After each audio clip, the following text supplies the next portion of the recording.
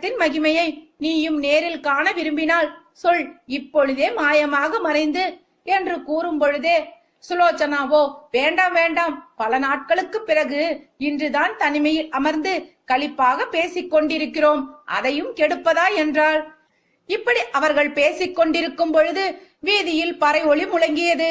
அறிவிப்பாளன் உரத்த குரலில் நாளை போருக்கு ராவணனே தலைமை தாங்கி செல்ல போகிறார் என்று அறிவித்தான். இந்திரஜித் பரபரப்புடன் நான் இருக்கும் பொழுது அவர் ஏன் என்று கூறி புயலென புறப்பட்டான்.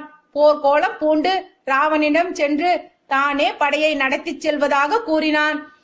அன்றைய போர் வரை தோல்வியும் துயரத்தையுமே கண்ட ராவணன் இதற்கு உடனே சம்மதிக்கவில்லை. சுலோச்சனாவும் தாய் மண்டோதரியிடம் இந்திரஜித்தே படைக்கு தலைமை தாங்கட்டும் என்று வற்புறுத்த அவன் படைக்கு தலைவனானான். மாலைக்குள் பகைவர்களை புறமுதுகிட்டு ஓடச் செய்வேன். சுலோச்சனா, வெற்றி வாகை